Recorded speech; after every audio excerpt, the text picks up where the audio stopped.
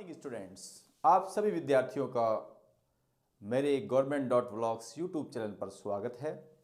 हम class 11th का chapter number 13 का अध्ययन कर रहे हैं और जिसका नाम है अणुगति सिद्धांत।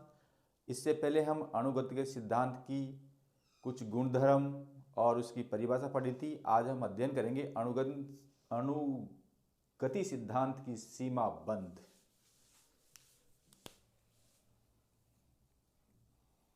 अणुगति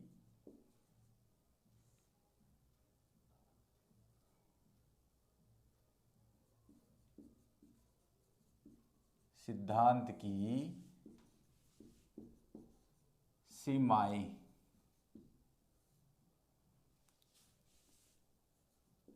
लिमिटेशन ऑफ काइनेटिक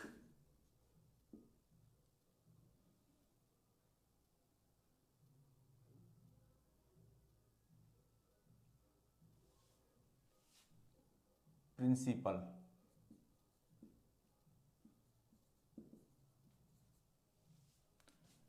देखो, इसका जो मैंने हेडिंग है वो भी गलत लिख दिया था, काइनेटिक प्रिंसिपल।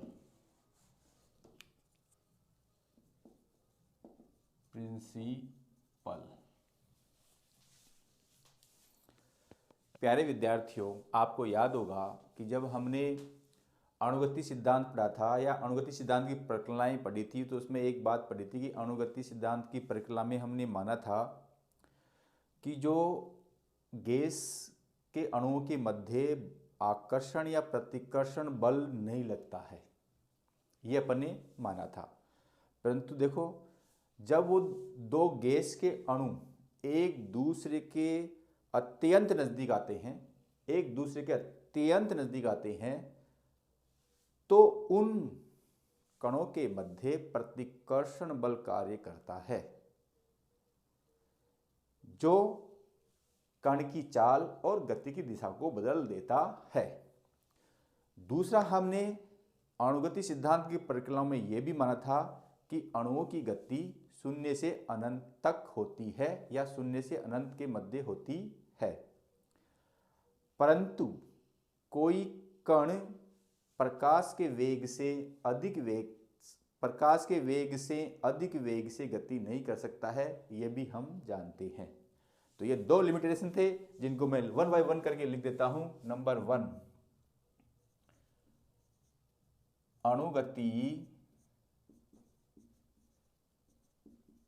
सिद्धांत की परिकल्पनाओं में माना गया है कि गैस के अणुओं के मध्य आकर्षण या प्रतिकर्षण बल नहीं लगता है। यह हमारी एक परिकल्पना थी, परंतु जब गैस के अणु एक दूसरे के अत्यंत पास आते हैं तो प्रतिकर्षण बल लगता है। प्रतिकर्षण बल लगता है जो गैस के अणु की चाल वह गति की दिशा बदल देता है। देखो बच्चों, ये बात सबसे महत्वपूर्ण है। जो अत्यंत पास आने पर प्रतिकर्षण बल कार्य करता है, वो प्रतिकर्षण बल अणु की चाल और गति की दिशा बदल देता है। अणु की चाल और गति की दिशा बदल देता है, जिसका हम इसी चैप्टर में और इसी वीडियो में अध्ययन करेंगे। अणु की चाल व गति की दिशा बदल देता है। जो दूसरी इसका सीमाबंद है या लिमिटेशन है वो ये है कि हमने अणुगति सिद्धांत की प्रक्रिया में माना था कि गैस के अणुओं का वेग शून्य से गैस के अणुओं के मध्य वेग शून्य से अनंत तक होता है, परंतु हम ये भी जानते हैं कि कोई कण प्रकाश के वेग से अधिक वेग पर गति नहीं कर सकता है। तो ये भी अणुगति सिद्धांत की एक कमी थी।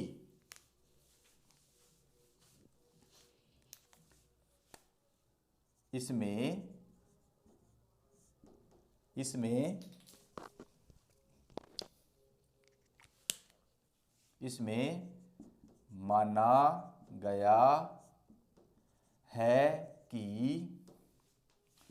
गैस के अणुओं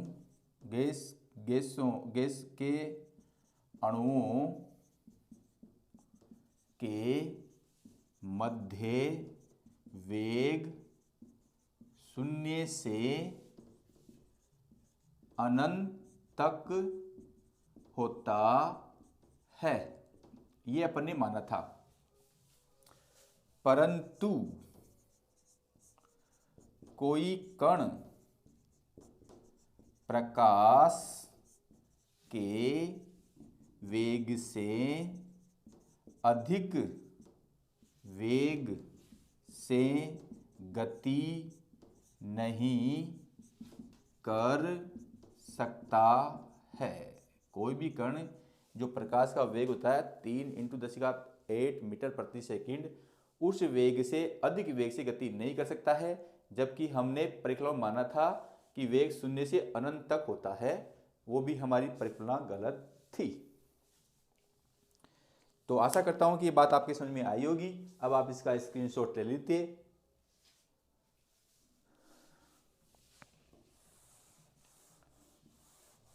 अब हम पढ़ेंगे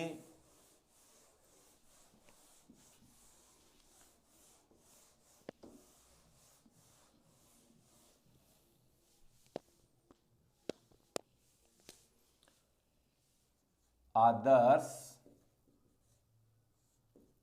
गैस के दाब का व्यंजक एक्सप्रेशन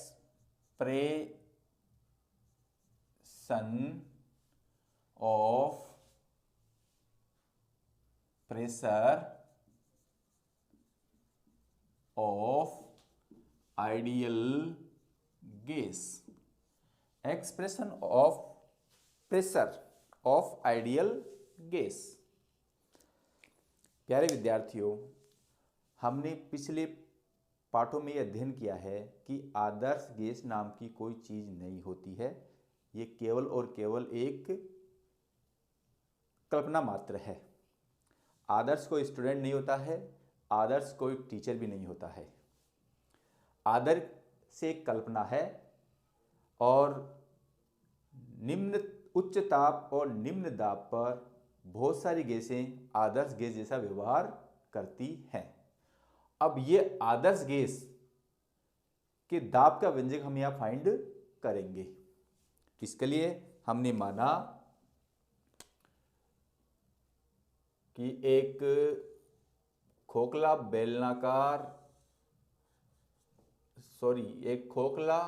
घनाकार बेलन है जिसकी भुजाएं XX, YX और ZX के अनुदिश हैं। जिसकी भुजाएं XX, YX और ZX के अनुदिश हैं।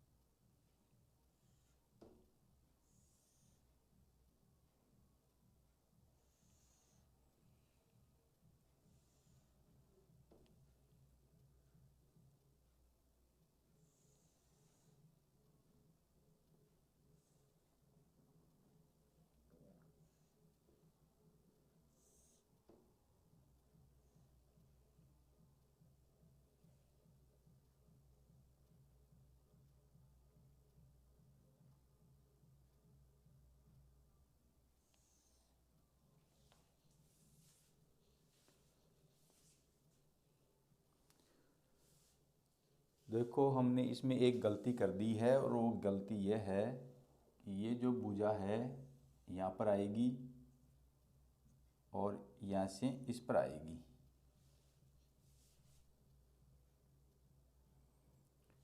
और ये जो है हमारा मूल बिंदु ओ है। ओ, ए, बी, सी, डी, ई,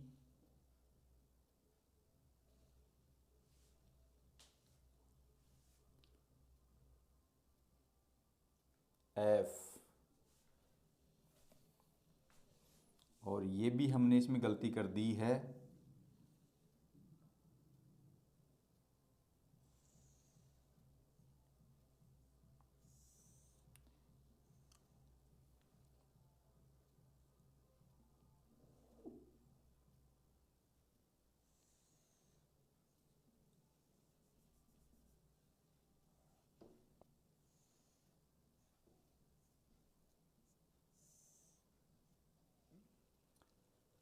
ए, बी, सी, डी, ई, एफ, जी।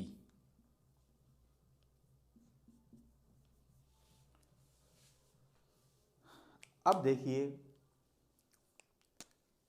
पहले हम इसकी लिख देते हैं माना एक खोखला घनाकार बेलन में आदर्श गैस भरी है जिसका द्रव्यमान कैपिटल एम है।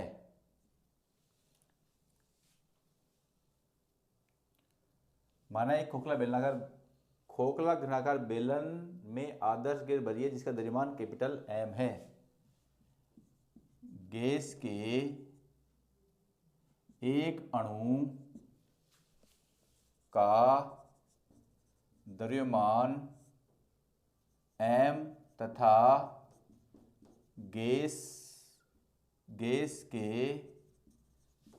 अणुओं की संख्या कैपिटल एन है। हमने ये भी माना कि निर्देशांक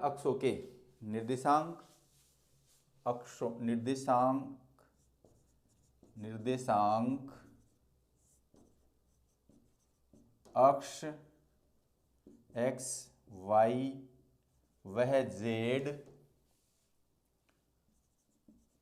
घनाकार बेलन की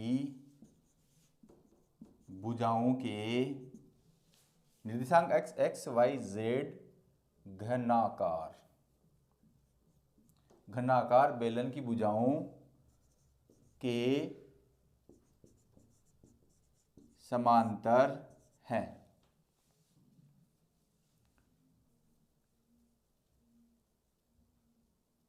जिनके वेग जिनकी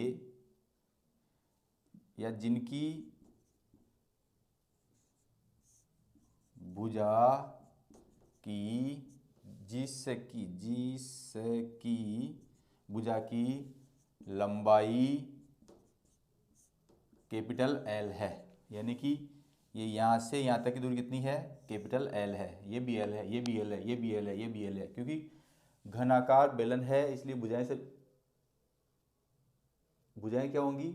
समान होगी। एक खोखला घनाकार, देखो बेलन नहीं आएगा, खोखला घनाकार पात्र आएगा। यहाँ पर खोखले घनाकार पात्र में आदर्श गैस भरी है जिसका द्रव्यमान m है। गैस के एक अणु का द्रव्यमान स्मॉल m और गैस के अणु की संख्या n है। निर्देशांक x घनाकार पात्र की भुजाओं के समांतर है जिसकी भुजा की लंबाई l है। अब आप इसका स्क्रीनशॉट ले सकते हैं। गैस के अणु पात्र के सापेक्ष क्रमशः C1, C2 C3 dot dot Cn वेग से यादृच्छिक गति करते हैं। गैस के अणु पात्र के सापेक्ष क्रम से C1 C2 Cn C3 और Cn, क्योंकि अणुओं की संख्या कितनी है n, तो Cn वेग से यादृच्छिक गति करते हैं। x x x y x x y x वह z x z अक्षों की दिशा में वेग क्रमशः u v वह w है। अब C1 के लिए वेग, C1 के लिए वेग u1 v1 वह w1 है, और C2 के लिए वेग u2 v2 वह w2 है।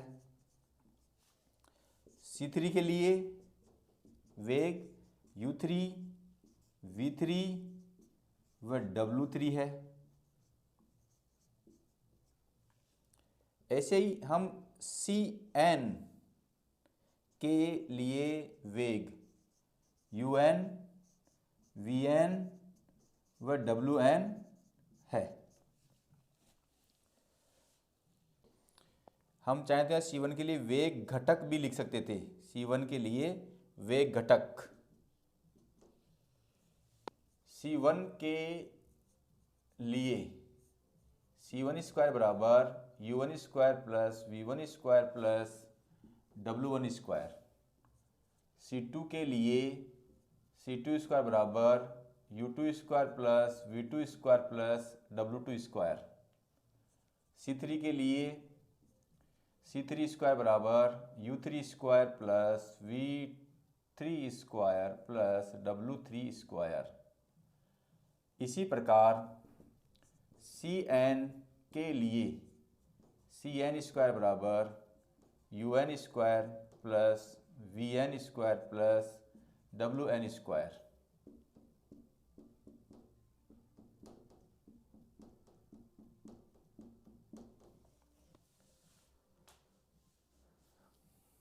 इसको हम देते हैं समीकरण नंबर 2। ये आपकी x एक्स की दिशा है।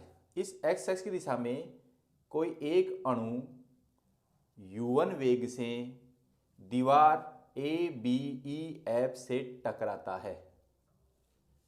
x एक्स की दिशा में कोई कण या एक कण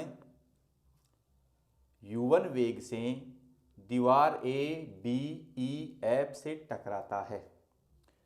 क्योंकि यह टक्कर प्रत्यास्थ टक्कर है, अतः उसकी गतिज ऊर्जा में कोई परिवर्तन नहीं होता है। जब कोई गैस का अणु इस दीवार से टकराएगा, इस दीवार से टकराने के बाद में वो OCDG दीवार से टकराता है, इस दीवार से टकराएगा। यहां पर भी टक्कर प्रत्यास्थ है, इसलिए कण की गतिज ऊर्जा में कोई परिवर्तन नहीं होगा। फिर वो पुनः इस पे टकराएगा। देखो यहां टकराया, इससे टकराने के बाद में यहां टकराएगा, फिर वो यहां टकराएगा। तो यहां से यहां तक जाने में दूरी कितनी हो गई L, और फिर यहां से यहां तक आने में दूरी कितनी हो गई L। दूरी कितनी जाएगी 2L, और टकराने के समान मान लेते हैं T2, पहले T1 था, फिर बाद में था T2। तो इस चीज को मैं लेता हूं, माना हमने ये भी माना कि x एक्सिस की दिशा में वेग u है, y एक्सिस की दिशा में वेग v है, और z एक्सिस की दिशा में वेग w है। ये अपन ने माना है।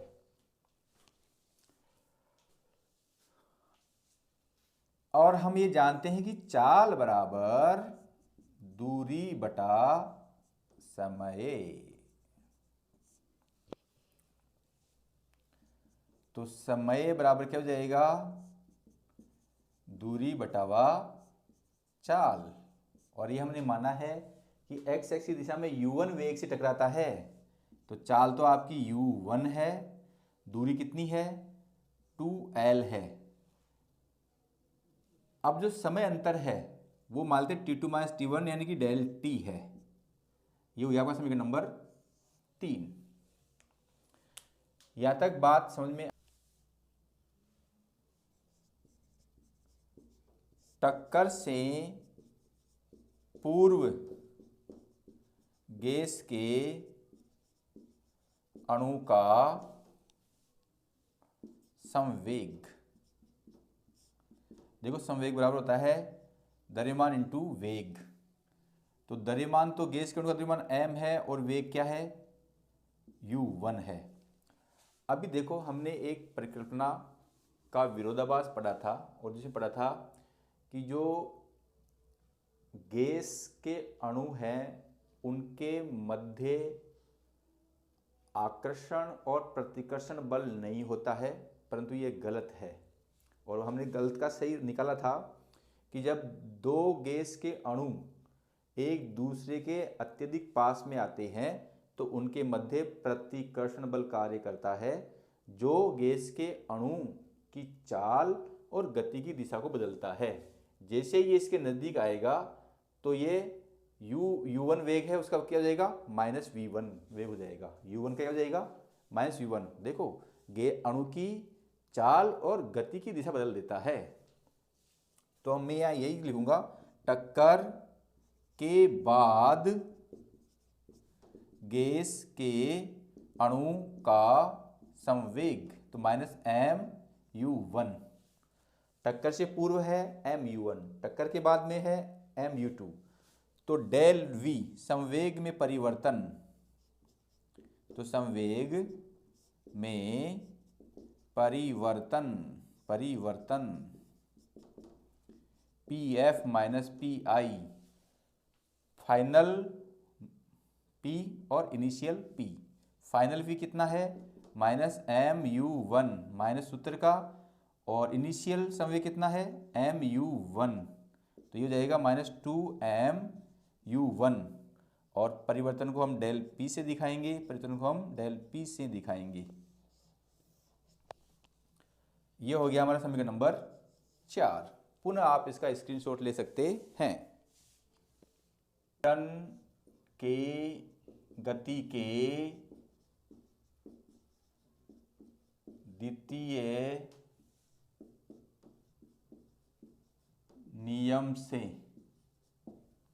न्यूटन की गति के द्वितीय नियम से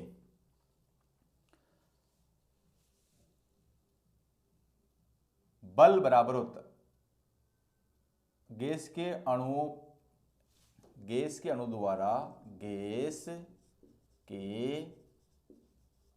द्वारा दीवार ABEF पर बल। अब देखो बल F बराबर ma हम जानते हैं। अब यह जो a है वो क्या है del v upon del t, वेग में परिवर्तन बटा परिवर्तन में लगा समय।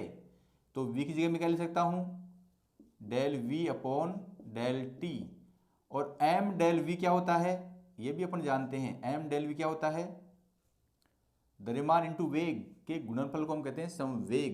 तो ये हो जाएगा del p upon del t। Del p बराबर 2mu1, और देखो ये अपन निकाला, ये देखो माइनस 2mu1 था, परंतु हम इसे संख्या तो मान ले रहे हैं, तो ये मान यहाँ पे रखेंगे। तो यह तो जाएगा 2mu1 और यह आ जाएगा 2l, और u1 नीचे आएगा तो ऊपर जाएगा u1 स्क्वायर हो जाएगा। तो ये आपका जाएगा mu1 स्क्वायर बटे हुए l।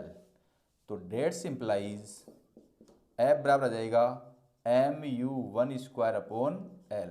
ये हो गया समीकरण नंबर 5।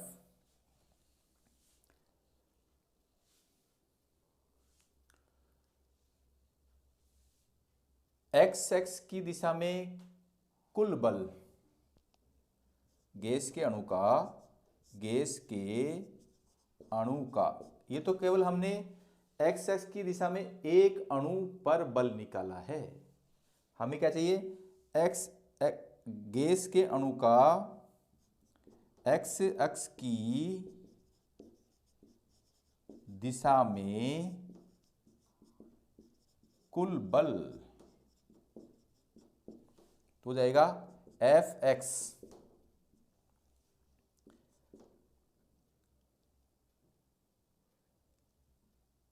तो ये मान लेते हैं कि ये F1 था, F1 plus F2 plus dot dot dot Fn। तो F1 का मान हो जाएगा mu1² upon L mu2² upon L dot dot dot mun² बटे L। देखो इनमें से m अपॉन L कॉमन है, इसे हम बाहर निकालते हैं। u1² plus u2² plus dot dot dot un², ये हो जाएगा समीकरण नंबर 6। इसी प्रकार yx और zx की दिशा में कुल वेग, इसी प्रकार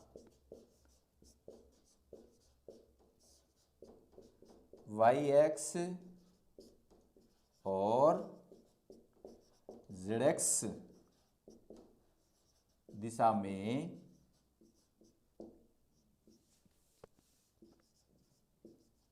कुल बल, तो ये आपको मैं डायरेक्ट लिखता हूँ F5 बराबर हो जाएगा m अपॉन L। y दिशा में कितना है? v, तो ये हो जाएगा v1² plus v2² plus dot dot dot dot vn², ये समीकरण नंबर 7। और इसी प्रकार हो जाएगा Fz बराबर, देखो भुजा और द्रव्यमान एक ही है, ये हो जाएगा W1², क्योंकि zx की दिशा में क्या है? zx की दिशा में है W plus dot dot dot dot Wn², ये हो जाएगा समीकरण नंबर 8। प्यारे विद्यार्थियों, अब आप इसका स्क्रीनशॉट ले सकते हैं। जिस प्रकार हमने बल निकाला है उसी प्रकार हम दाब निकालेंगे। देखो m डेल v द्रव्यमान इंटू वेग क्या होता है? संवेग। अब डेल p और डेल t के मान हमने पहले निकाले हैं, उनको यहाँ रख देंगे तो आपका ये आ जाएगा और इससे ये निकाल लेंगे। अब निकालेंगे गैस के अणु द्वारा दीवार ABCD पर दाब।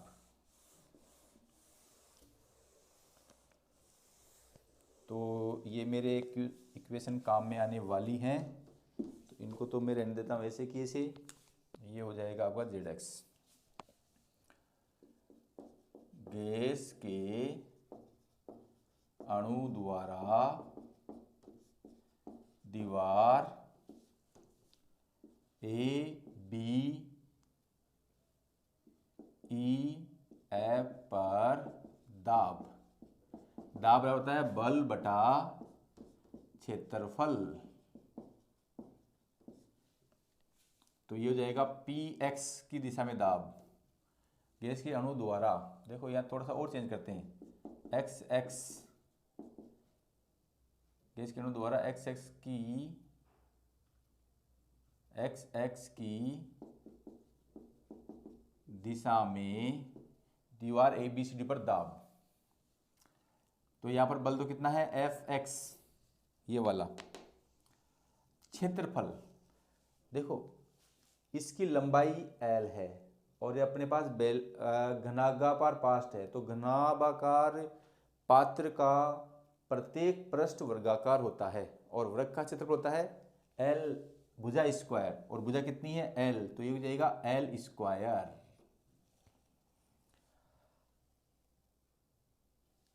समीकरण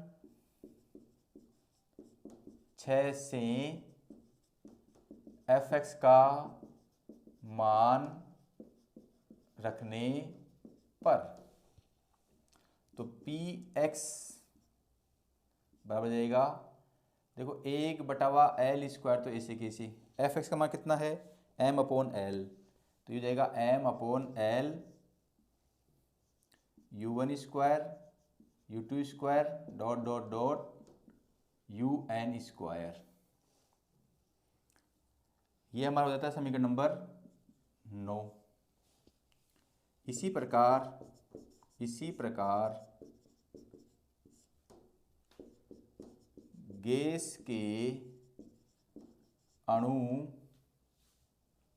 द्वारा वाई एक्स और जेड एक्स दिशा में क्रमशः दीवार, देखो वाई से दीवार कौन सी आएगी आपकी, ये आ जाएगी ओ ए एफ जी या ओ A B C, O A B C. देखो कोई गैस अणु यहाँ से जाएगा, इस पर टकराएगा, इस पर टकराने के बाद में इस पर टकराएगा, इससे टकरा के पुनः यहाँ पे जाएगा, तो एक चक्कर पूरा हो जाएगा। और ये दूरी कितनी एल, और एल 12 हो जाएगी। सेम वैसे पीछे क्रम से दीवार ओ A B C, O A B C. और तीसरी दीवार कौन सी बच गई हमारी, या तो हम दीवार ओ ए बी सी ले ली, इसके सामने वाली दीवार ये है, इसके सामने अब बच गई ये बी सी डी ई, और B C D E, D पर दाब क्रमशः एफ वाई व एफ जेड है, तो सॉरी पी वाई और पी जेड है, तो ये तो एफ वाई और एफ जेड तो हमने पहले कैलकुलेट कर लिया है, तो पी वाई बराबर क्या जाएगा, M upon L cube, L square L cube. इस वाई दिशा में कितना है, V one square plus V two square and सॉल वी एन स्क्वायर, समीकरण नंबर 10। और इसी प्रकार पी जेड बराबर M upon L cube, Z X दिशा में वे कितना W one square plus W T square dot dot dot W N square, equation number 11। अब पुनः आप इसका स्क्रीनशॉट ले सकते हैं।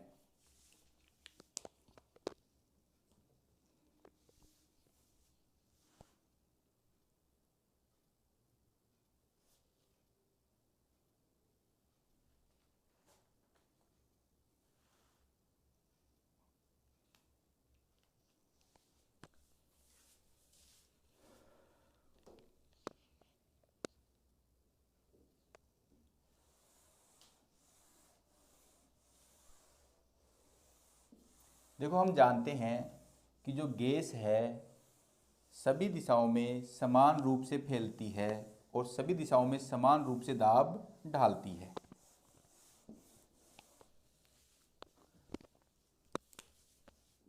हम जानते हैं कि गैस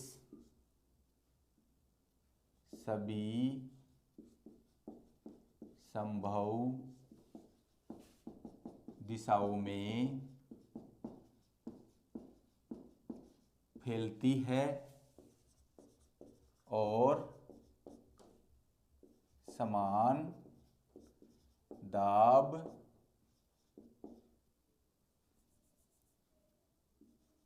डालती है। अतः P बराबर या दाब माध्य P X plus P Y plus P Z upon 3, equation number 9, 10, 11, ये हो गई 12। अब देखो पी एक्स पी वाई वह पी जेड के मान समीकरण 9, 10 व 11 से 12 में रखने पर देखो 1/3 तो आ जाएगा इसमें बाहर, और देखो 9, 10 और 11 और 12 में, 9, 10 से 11 में m/l³ भी बाहर, यहाँ तो बचेगा u1² plus u2² plus dot dot dot un², और समीकरण 10 से आएगा v1² v2² dot dot vn², और समीकरण 11 से आएगा w1² w2² dot dot dot wn²। तो P बराबर हो जाएगा आपका m/3l³। अब हम क्या करते हैं, इसको और इसको पास में ले लेते हैं, तो ये हो जाएगा u1² v1² और w1², और फिर जो दूसरा हम करते हैं u2 को v2 को और w2 को पास में लेते हैं, तो u2² v2² और w2² plus and so all.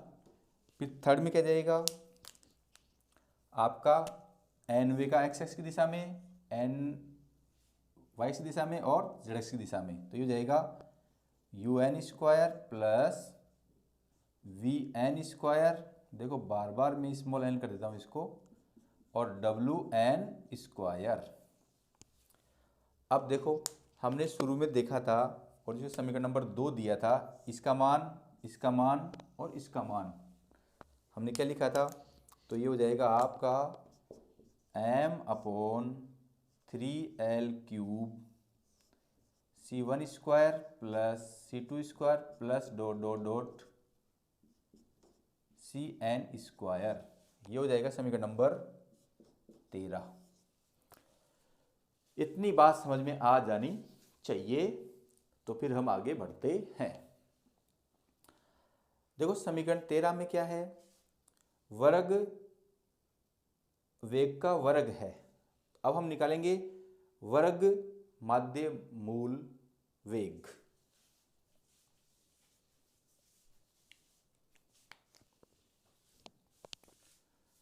तो अब मेरा ये कोई सा काम नहीं आएगा, 12 तक बिल्कुल मामला फिनिश्ड है। तो हम क्या करते हैं, वर्ग माध्य मूल वेग निकालते हैं। ये तो हमारी समीकरण नंबर 13 आएगी, P वर्ग माध्य मूल वेग c² बराबर सभी वेगों के वर्ग का योग बटे कुल संख्या। तो मेरा ये हो जाएगा n, ये मैं इसको बार कर देता हूं तो माध्य दिखा देगा, ये nc²।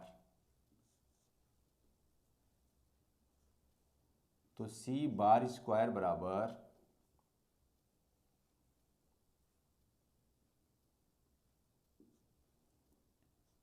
c1² plus c2² plus dot dot dot dot cn²। समीकरण नंबर 14। समीकरण 14 वह 13 से P बराबर यानी कि दाब बराबर m/3l³। देखो इस पूरी जगह में क्या लिख सकता हूं, nc²। अब ये मेरे किसी काम का नहीं है। अब आप देखिए, हमने इस घनाकार पात्र में गैस का कुल द्रव्यमान कैपिटल N माना था, और गैस की अणु संख्या N मानी थी, और एक अणु का द्रव्यमान स्मॉल m माना था। तो कुल द्रव्यमान कितना हो जाएगा, कुल द्रव्यमान अणुओं की संख्या इंटू एक अणु का द्रव्यमान, अणुओं की संख्या इंटू एक अणु का द्रव्यमान, और कुल द्रव्यमान कितना था, कैपिटल M। तो ये कितना जाएगा mn। तो अब देखो मैं एम एन जी क्या लिख सकता हूँ, कैपिटल एम, और v बराबर क्या जाएगा, क्यूब। ये क्या है, घन का आयतन।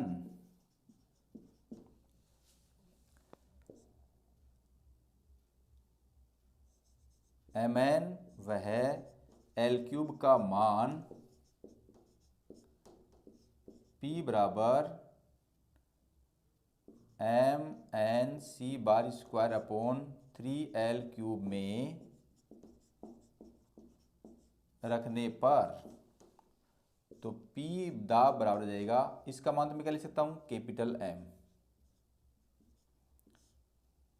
और इसका मान क्या लिख सकता हूं, V। अब यहां पर देखो, ये मान लो समीकरण नंबर 15 है, और गैस का घनत्व बराबर तो होता है द्रव्यमान